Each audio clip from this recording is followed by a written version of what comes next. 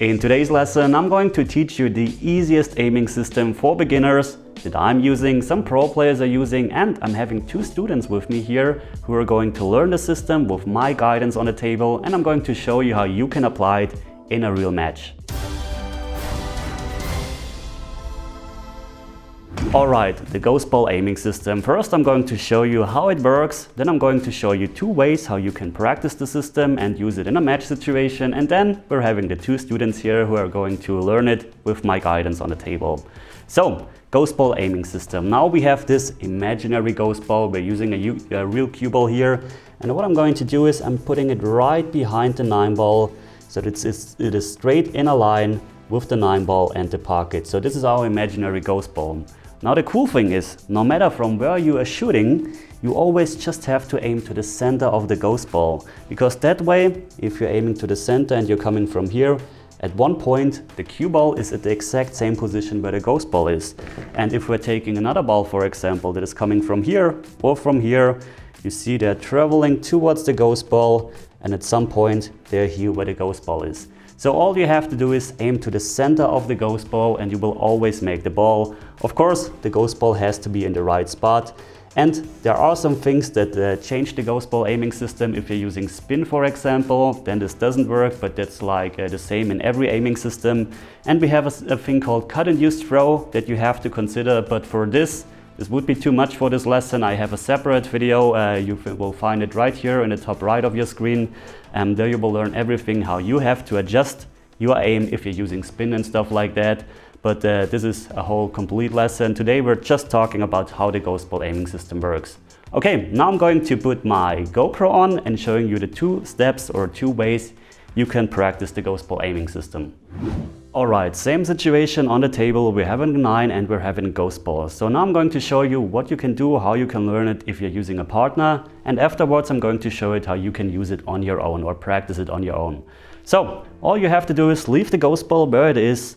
Then just try to hit the center of the ghost ball. So just aim it as full as possible. And I'm aiming to the center of the ghost ball right now. And now your partner has to remove the ghost ball. So now you're still aiming to the center of the ghost ball, and all you have to do now is try to remember how the shot looks, where you're aiming on the 9 ball. Don't just push forward straight, but once you're ready, you're just cueing straight and you're making the 9 ball. So this is very important. Don't just shoot once the ghost ball is removed. Try to remember how it looks. But of course, you're not always having a partner. Sometimes you're on your own, and even in a match, of course, you can't use a partner who puts a ghost ball on the table. Now I'm going to show you how you can do it on your own. So very important, here you have to visualize the ghost ball. So I think the center of the ghost ball is here. Very important, you really have to find the true center of the ghost ball. So what I'm doing now is, I'm pointing my cue to the center of the ghost ball, and then I'm just moving my cue over. And now I'm actually doing the same that I just did. I'm aiming to the center of the ghost ball. Very important. If you're putting your tip of your cue too far away, so you think the center of the ghost ball is here, and you're going over, you see that you have no chance to make the 2 ball. You will miss the 1 ball completely in this case. So very important, find the true center of the ghost ball. If you're always hitting too thick, for example, so let's put my tip way too close to the 1 ball and go over, you see that you will always aim too thick. So if you're constantly missing too thin or too thick, you might know that you're not actually finding the center of the ghost ball. But let's find the real center of the ghost ball, which is here. Then you're just going over. Very important, don't move your tip forwards or backwards. Try to leave it exactly where you've put it. Then just go over. And now you're aiming to the center of the ghost ball. Go down, try to remember how it looks, and then just push the cue forward straight again. Okay, those are the two ways you can use to practice the ghost ball aiming system. And now we're actually having my 2 students here, which are my camera men and women. And we will see how they are doing, and I'm going to guide them through, and we will see how this turns out. So I'm having my first student on the table. This is Marie, and she's going to do the system with me together where I'm removing the ghost ball.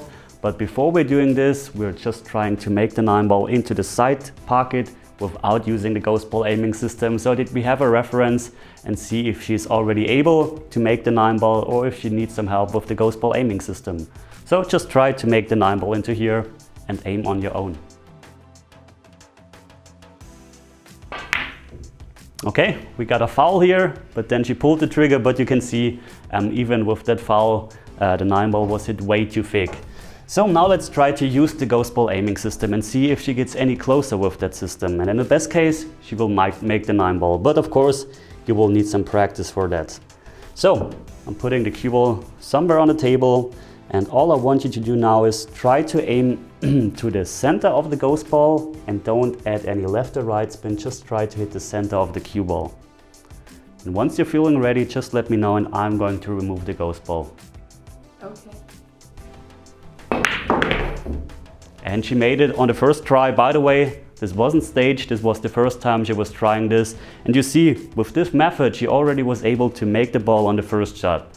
Now, if you want to learn how to do this or make this ball consistently, do it a couple of times, do it over again. As I mentioned, try to remember how it looks, how you have to aim, and then you will get a lot better. So, huge thank you, Marie, for performing this system with me together here.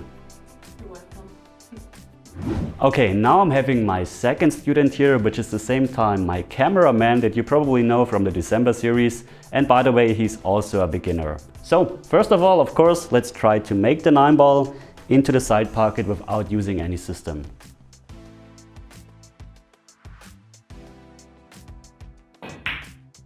And he also missed it too thick. This is, by the way, a very common mistake. Of course, this can be caused by the throw, but beginners especially have a tendency to undercut the shot, so it gets a bit too thick.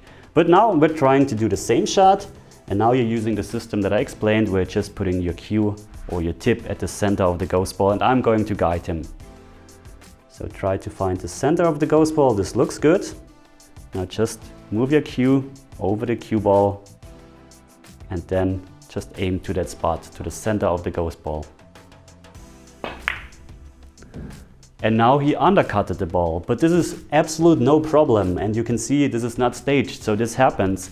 And I think the main reason for that was because his cue tip, as you maybe could see, was wiggling while he's going over. So he lost the center of the ghost ball. So let's try it again. And I'm going to help him a bit this time. So try to find the center. This looks good. And now I'm pushing the tip to the table so it doesn't wiggle around. Now you should be at the center. Don't put any spin on the cue ball and just aim to the point.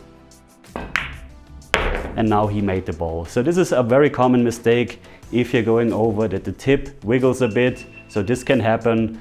And yeah, huge thank you goes out to my cameraman who helped me with this part of this video, with my camera woman who is currently filming for the first part. So a huge thank you to you too, and I hope you've enjoyed this video. And now I want to tell you a bit about this shirt.